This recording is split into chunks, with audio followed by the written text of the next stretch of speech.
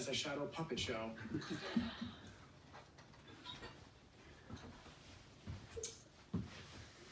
First of all, to my preceptor, Dr. Granfoni, grazie mille for always striving to make me be better, and thank you for all the Chianti. Thank you to, of course, Karen Stone for being such a wise and patient leader for us, and thank you to Jess Kenny and Gina Nigro, without whom the Global Medicine Program would not exist. Thanks to Mom and Dad, if you're watching, I love you guys. And thank you to Rebecca, to whom I think I forgot to send the Zoom link. Can we send it to him? So I think at this point I will steal the words of one of our Ugandan colleagues who introduced her at an event in Bogoye when we were there as interns. Here we have one man called Dr. Puja.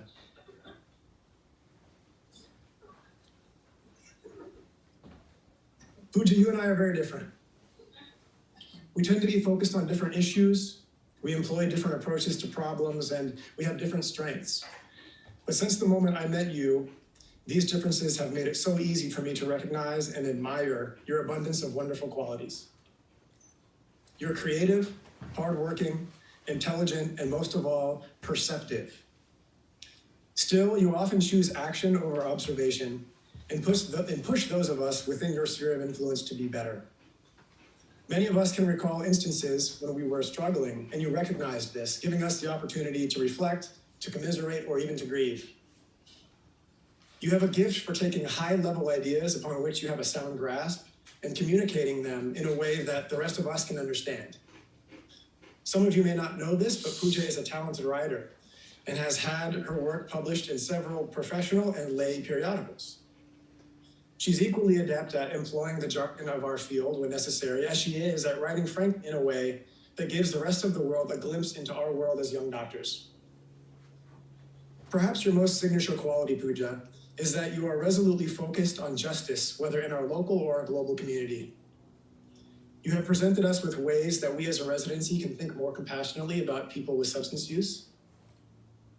And during the initial COVID surge, you were an outspoken advocate for residents on the front lines, whose safety was at that time not guaranteed.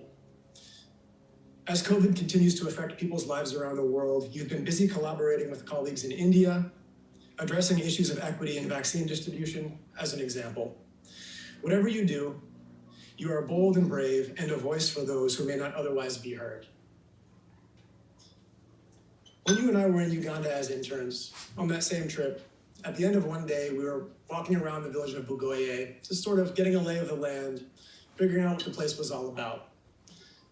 We were walking through the beautiful hills where there were coffee plantations and people were growing vanilla. It was just lovely. And suddenly walks a man who's walking his goat. And the goat was being very loud, making all kinds of goat noises and actually being quite disruptive. You and I were intrigued, and we started talking to the man. He let us film his goat. And from time to time, I'll send this video to Puja, inappropriate times, to see if I can get her to laugh. And in watching this video time and time again over the years, I've noticed that the man, probably picking up on the fact that these two tourists were weirdly enraptured by his goat, decides to help us out and says, "He is a goat." Over the years, if there's one thing I've learned from Puja, it is in fact you who is the goat, the greatest resident of all time. Congratulations on all you've been able to accomplish here. Congratulations on all you've been able to be for so many people. We can't wait to see what's next for you. Now she comes accolades for each other.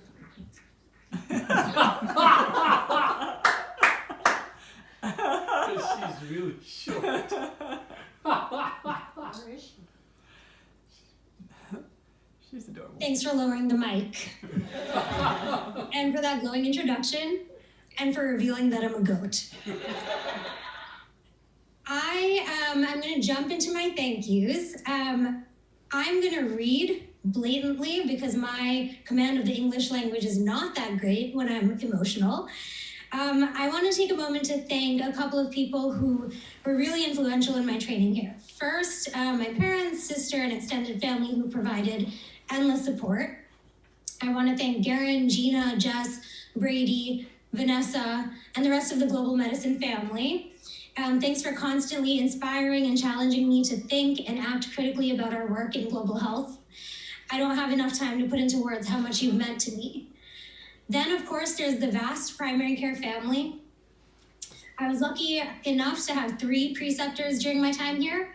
Briefly, Jim Morrill for a few months, Lindsay Warner through much of my intern